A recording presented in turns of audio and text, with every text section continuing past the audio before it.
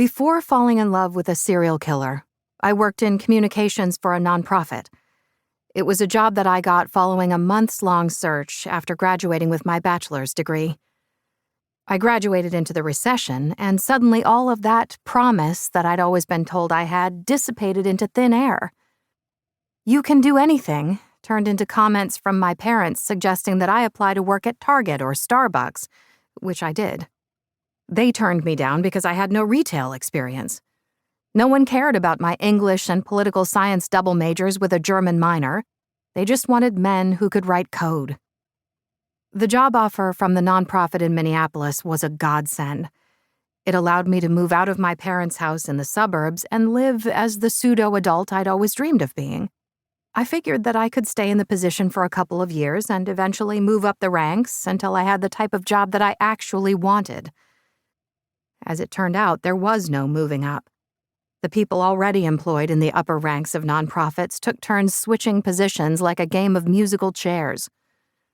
I scrolled hopelessly through real estate listings, fantasizing over houses with yards big enough for a dog, aware that I had somewhere between $17 and $100 in my savings account at any given time and would never be able to afford a down payment.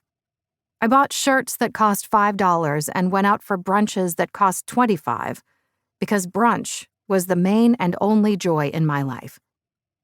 Needless to say, I was unmotivated in the office. I spent my days scrolling social media when I was supposed to be working. I followed celebrity gossip sites to find out who was sleeping with whom. I read articles about politics, bad. About how the U.S. treated immigrants, bad. How it treated women, bad.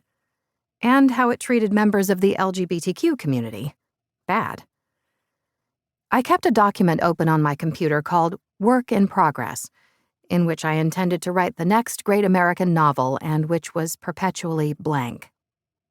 At night, I drank too much and went on dates with men who would never love me. I don't want to say that not loving me was an equivalent crime to killing women. In a legal sense, there wasn't any wrong committed at all. No contracts had been signed, no living spaces shared, no kids wounded in custody agreements that weren't fair to anyone.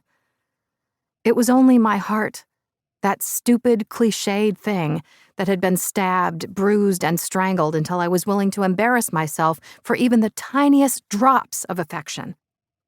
Before I opened myself up to William, before I knew the names Anna Lee, Kimberly, Jill, and Emma, and had memorized the ways in which he was accused of hurting them, I dated Max Ulipsky. There was no real future with Max. I knew that from the start, a knowledge that never stopped me from willingly bending over and spreading my legs. Max ghosted me on a Thursday, though I didn't know that yet. Max was always like that, ethereal and hard to reach. It was one of the things that drew me to him. Max was in a punk band called the Screaming Seals that rarely practiced and wasn't very good. That was another thing that I liked about him. It was endearing, the way that he got on stage and played his little heart out in songs that were less than 2 minutes long and could have been written by a high schooler. I had one of their exclusive band t-shirts that was printed in the basement of the house that Max shared with his 2 roommates and featured an image of a seal wearing a bandana. I wore the shirt only on the nights that Max didn't stay over, because I didn't want him to know how much I cherished it. For his day job, Max worked at a shop that sold specialty cheeses and sandwiches that I couldn't afford. Sometimes he brought me small pieces of cheese in plastic wrap, and I allowed myself to cut tiny slices off in the evening as a way to taste him when he wasn't around. I still had cheese left when Max disappeared. If I had known it was the last cheese, I would have made it last longer. I would have kept it in the fridge until it grew moldy, and then I would have eaten it anyway. To risk food poisoning for a person was a true sign of love. But Max and I didn't use words like love or even relationship. "I'm not looking for anything serious," he murmured into my ear the first time we made out. "Me neither," I said as I unzipped his pants.